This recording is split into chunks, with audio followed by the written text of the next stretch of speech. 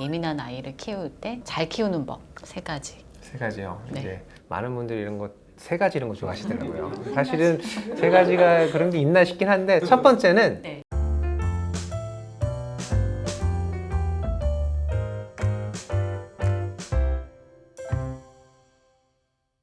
그러면 그런 예민한 아이들을 강점을 더 키워주는 방향으로 네. 부모가 양육하도록 노력해야 되는 거잖아요. 그쵸. 그러기 위해서 어떻게 해야 되나요? 부모가 일단은 아이의 강점을 찾는 그런 연습을 먼저 해야 됩니다. 우리가 자존감이라는 거 하는 거는 사실은 부모한테 배우는 게 좀 있죠. 너 왜 그래? 이러면 사실 아이 자존감이 떨어질 수밖에 없죠. 아, 너는 이런 건 잘하는구나. 그리고 또 오해하시지 말아야 되는 게 무조건 잘한다고만 해서 얻는 건 자존감이 아닙니다. 그건 거짓인 거죠. 무조건 잘하는 사람 없잖아요. 그렇죠? 아, 넌 이게 강점이고 이게 조금 약점이네. 있는 그대로 봐주는 게 진정한 자존감입니다. 그래서 부모가 일단 그런 시선을 가져야지 아이도 뭔가 힘을 얻을 수 있습니다. 무조건적인 칭찬, 무조건적인 비난은 둘 다 옳지 않은 거죠. 근데 그걸 거부하는 어떻게 해요? 거부한다는 게 어떤 말씀이시죠? 그러니까 뭐 이거는 조금 부족하네나 아니면 이건 누가 그림을 잘 그렸네 이런 말 한마디에도 되게 민감하게 반응하는 경우들이 있고 다른 사람과 비교했을 때 더 잘해야 된다는 게 강한 친구들, 그러니까 성취에 대한 게 강한 예민함, 그러면 사실 그런 말이 더 와닿기 힘들겠죠. 성취, 결과보다는 과정을 많이 즐거워할 수 있는 쪽으로 많이 초점을 맞춰줘야 되겠죠. 더 잘하려고 하는 거, 당연한 그런 게 있습니다. 근데 잘하려고 하는 거에서 성공하면 좋겠지만 실패했을 때 좌절이 훨씬 크잖아요. 그런 친구들은 이제 좌절이 크기 때문에 더 이렇게 강하게 나가는 거거든요. 그래서 그럴 땐 항상 부모가 그 결과 대신 그때까지 네가 그래도 이거 재밌게 했네, 뭐 놀이를 했을 때 엄마랑 했을 때 그래도 우리 재밌었지, 이런 식으로 그 과정에 초점을 맞춰주는 연습을 하다 보면 아마 그런 게 조금 더 부드러워지지 않을까 이런 생각은 들긴 합니다. 그럼 예를 들면 보드게임 같은 거에서 자기가 졌어요. 네. 질색을 해요. 네. 져줘야 돼요. 계속 이겨줘요. 져주면 또 싫어할걸요?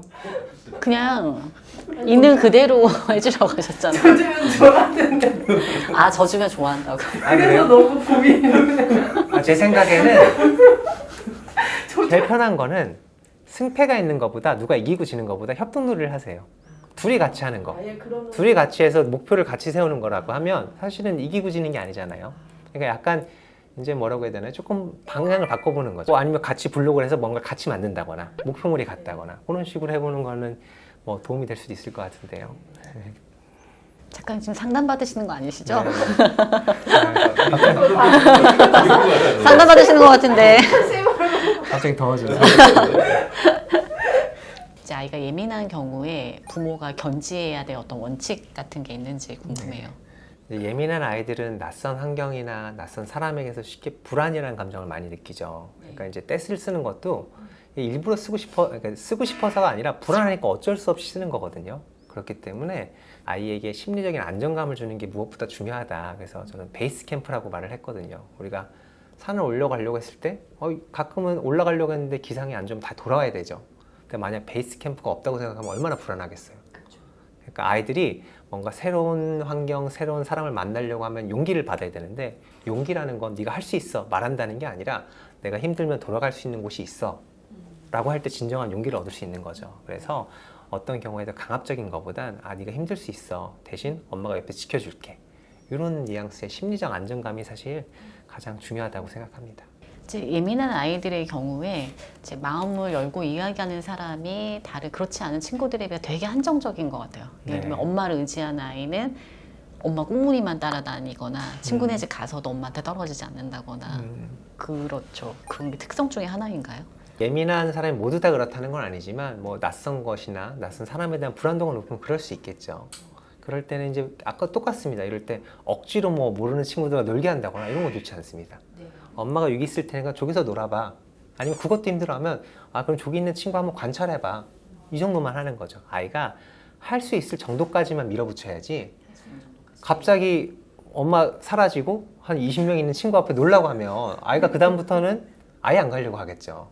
그러니까 강압적인 방법, 그리고 아이 난이도에 맞지 않는 방법을 쓰면 득보다 실이 훨씬 큽니다. 그래서 제가 이 책에서 쓴 건 단계적으로 노출을 시켜보자, 뭐 그런 내용을 썼거든요. 그래서 아이에 맞게 아이가 조금 힘들어하지만 그래도 버틸 수 있는 정도까지 그 난이도로 서서히 나가야 되는 겁니다. 그래도 난이도를 계속 높여주기는 하는 게 좋은 거죠. 그렇죠. 그런 필요는 있는 거죠. 항상 우리는 아이가 컸을 때 독립적이고 자기 주장을 할 수 있고 사람들 사이에서 어쨌든 자기 주장을 할 수 있는 아이를 키길 원하는 거잖아요. 그렇기 때문에 독립되는 방향으로 조금씩 푸시는 해야 되는 거죠. 그러니까 제가 안정감을 주라고 해도 무조건 이렇게 싸고 드는 게 아니라 조금씩 밀어붙이는데 다만 이게 너무 세게 밀어붙여서 아이가 나가 떨어지지 않게 너무 불안해지지 않게 그 정도로 우리가 밀어보자. 그러니까 이렇게 아까 정반함이라고 했잖아요. 거기랑 거의 비슷한 논리라고 생각하시면 될 것 같습니다. 이제 아이가 둘 이상인 경우에 한 명이 예민하면 아무래도 부모 입장에서 예민한 아이는 조금 더 신경 쓰게 되잖아요. 근데 한 아이는 보통 또 성격이 좋잖아요. 네. 그런 경우에 이제 두 아이들을 조금 잘 케어할 수 있는 뭔가 방법이나 노하우 있는지 궁금합니다. 그렇죠. 아무래도 이제 더 신경 쓰는 친구가 있으면 아무래도 이 친구는 알아서 잘하니까 이렇게 받아들이는 경우가 있거든요. 그럴 때는 어렵겠지만 뭐 일주일에 한두 시간이라고 해도 그 아이하고 따로 있는 시간을 좀 마련하면 좋을 것 같아요. 그래서 그때는 부모님께 약간 어린아이처럼 대할 수 있게 그리고 뭐 양보를 하진 않아도 되게 이런 식으로 조금 아이만의 독립된 시간을 만들어주는 게 중요할 것 같고요. 또 그 얘기도 해볼 수 있겠죠. 혹시 뭐 동생하고 있는데 뭐 힘든 건 없었어? 뭐 힘들면 얘기해도 돼? 이 정도로 얘기하는 겁니다. 한 가지 꼭 아셔야 되는 건 저는 이제 물어보라고 했지 취조하시면 안 돼요. 너 이거 엄마한테 말해봐. 이거 힘든 거 없어? 힘든 거 같은데? 이건 취조죠. 아, 힘들면 언제라도 엄마한테 얘기할 수 있어, 아빠한테 얘기할 수 있어. 이 정도 뉘앙스? 그 정도면 충분할 것 같습니다. 예민한 아이를 키울 때 잘 키우는 법 세 가지. 세 가지요. 네. 이제 많은 분들이 이런 거 세 가지 이런 거 좋아하시더라고요. 사실은 세 가지가 그런 게 있나 싶긴 한데 첫 번째는 네. 관찰을 잘 하는 겁니다. 관찰. 네. 이 친구가 뭐 때문에 힘들어하는지 얼마나 참았는지를 보는 거죠. 그냥 무턱대고 너 왜 그래? 너 할 수 있는데 그러는 거잖아. 이런 오해는 하지 말아야 된다는 거죠. 그래서 섬세하게 관찰하는 게 첫 번째고 두 번째는 피할 수 있으면 피해도 됩니다. 예를 들어서 뭐 반찬 투정 같은 거 있잖아요. 김치. 네. 김치 먹으면 좋죠. 근데 김치를 먹게 하려고 강압적으로 막 그 식사 시간에 싸우게 돼요. 사실 그러면 득보다시 훨씬 큰 거죠. 아이가 김치 안 먹어도 샐러드 잘 먹는다. 문제되는 거 없잖아요. 그래서 식감에 예민한 친구, 향에 예민한 친구인데 억지로 막 신김치를 먹게 해라. 이런 건 사실은 우리가 피해야 되는 거죠. 그래서 피할 수 있으면 피하게 만드는 거, 이런 아이디어를 꼭 기억하시면 좋을 것 같고요. 세 번째는 근데 피할 수 없는 시간이 분명히 있습니다. 학교 가야 되고 안전벨트 매야 되죠. 아무리 촉감이 있긴 해도 안전벨트를 매야 되잖아요. 그럴 때는 제가 아까 말씀드린 것처럼 단계적으로 노출시켜주는 게 좋겠죠. 뭐 예를 들어서 꼬마아이가 뭐 안전벨트 매는 걸 너무 힘들어한다. 그러면 여기 조금 푹신푹신한 걸 대서 이 촉감에 조금 덜 예민할 수 있게 조금 덜 느낄 수 있게 해주면 되는 거잖아요. 근데 무조건 참아. 이거 할 수 있는 거야. 이렇게 말하면 사실은 안 된다는 거죠. 그래서 그런 식으로 계획을 세우면 좋겠다라는 게 제가 드리고 싶은 메시지입니다.